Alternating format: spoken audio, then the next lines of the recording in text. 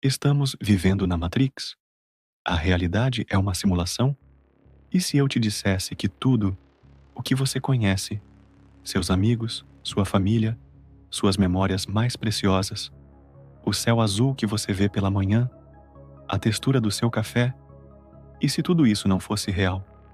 E se o próprio universo, com suas galáxias distantes e mistérios insondáveis, fosse apenas uma construção elaborada, um programa de computador incrivelmente avançado? Parece roteiro de ficção científica, não é? Lembramos imediatamente de Neo, Morpheus e a Pílula Vermelha.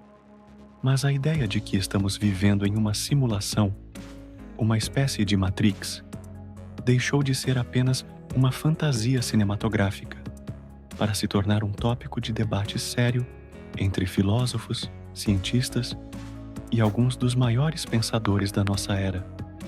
Será que a nossa realidade é real? Ou somos apenas personagens em um jogo cósmico?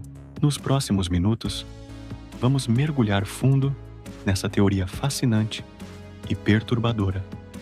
Vamos explorar os argumentos que a sustentam, as pistas que alguns acreditam ter encontrado em nosso próprio universo, e o que isso significaria para a nossa existência. Prepare-se para questionar a própria natureza da sua realidade.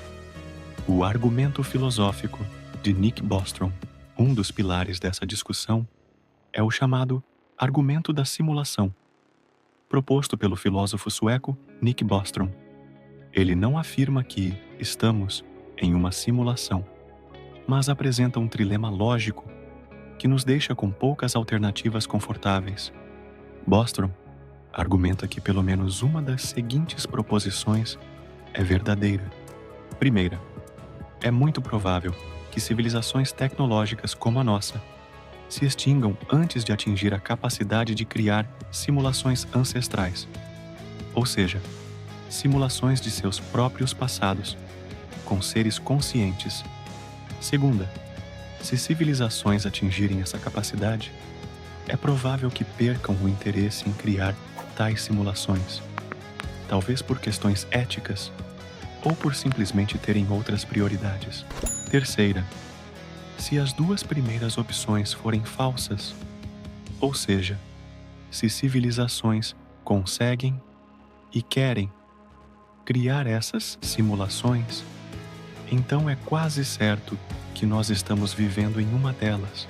Pensem bem, se civilizações avançadas podem criar múltiplas simulações de seus ancestrais, e se elas de fato o fazem, então o número de realidades simuladas seria infinitamente maior do que o número de realidades base ou originais. Estatisticamente, a chance de estarmos na realidade original seria minúscula. A lógica de Bostrom é poderosa e nos força a encarar possibilities que desafiam nosso senso comum. Sinais e evidências. Mas será que existem sinais, pequenas falhas na Matrix, que poderiam indicar que nossa realidade não é o que parece? Alguns acreditam que sim. Figuras proeminentes como Elon Musk já declararam publicamente acreditar que as chances de estarmos numa simulação são altíssimas. Outros, como o astrofísico Neil deGrasse Tyson, embora mais céticos, admitem que a possibilidade não pode ser descartada. Um dos argumentos frequentemente citados é a existência de limites e constantes universais. A velocidade da luz, por exemplo. Por que existe um limite máximo de velocidade no universo? Seria este o equivalente ao limite de processamento de um supercomputador cósmico? As próprias leis da física, tão precisas e matemáticas, poderiam ser interpretadas como o código-fonte que rege nossa simulação. E o que dizer do estranho mundo da física quântica? O fato de que partículas parecem se comportar de maneira diferente quando estão sendo observadas, como no famoso experimento da dupla fenda, levou alguns a especular: seria o universo renderizando a realidade apenas quando necessário para economizar recursos computacionais, assim como um videogame só renderiza o cenário que está no campo de visão do jogador. O físico teórico David Tong, da Universidade de Cambridge, nos lembra que o universo é organizado de acordo com escalas. Coisas pequenas afetam coisas grandes, mas curiosamente, coisas muito pequenas parecem não afetar diretamente coisas muito grandes. Poderia essa hierarquia de influências ser uma característica de um sistema simulado, com diferentes níveis de detalhe e otimização, dependendo da escala que observamos?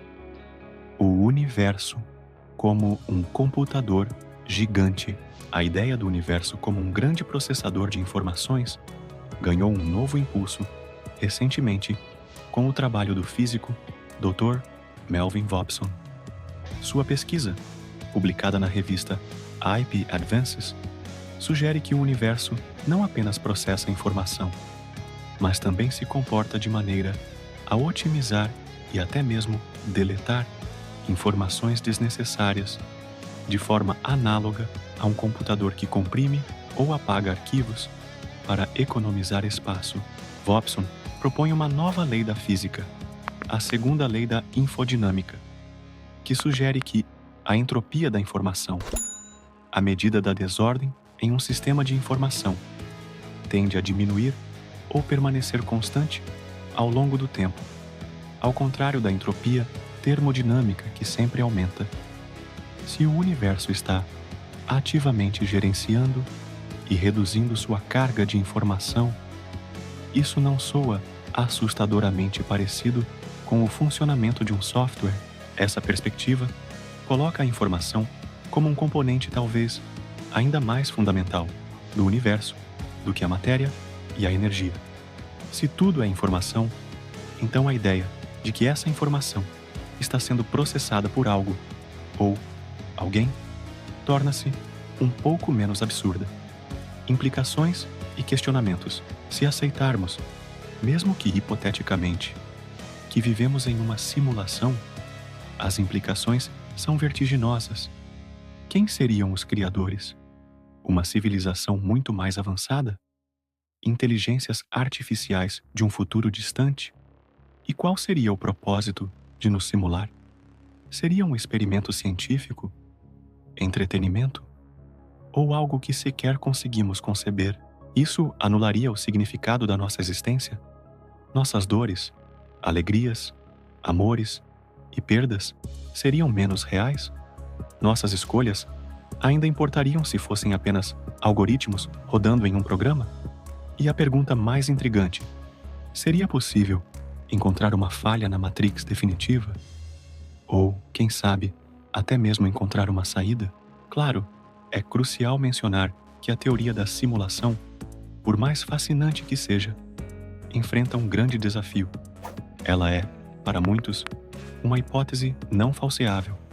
Ou seja, é difícil, se não impossível, conceber um experimento que possa prová-la ou refutá-la de forma conclusiva.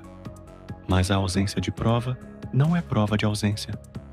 Conclusão: a verdade é que neste exato momento não temos como saber com certeza se o tecido da nossa realidade é fundamental ou fabricado, mas a simples possibilidade de que nosso universo seja uma construção elaborada, uma simulação de proporções inimagináveis, nos convida a olhar para o céu noturno com um novo senso de admiração e talvez uma pitada de desconfiança saudável. E você? O que sua intuição diz? Somos os mestres do nosso destino em um universo real ou atores inconscientes em um grandioso espetáculo cósmico? A resposta pode estar além da nossa compreensão atual, mas a pergunta, por si só, já expande os limites da nossa imaginação. Deixe sua opinião nos comentários. Queremos saber o que você pensa sobre a teoria da simulação. E se gostou dessa viagem pela natureza da realidade, não se esqueça de curtir o vídeo e se inscrever no canal Rei Fantasma para mais mistérios do universo. Até a próxima!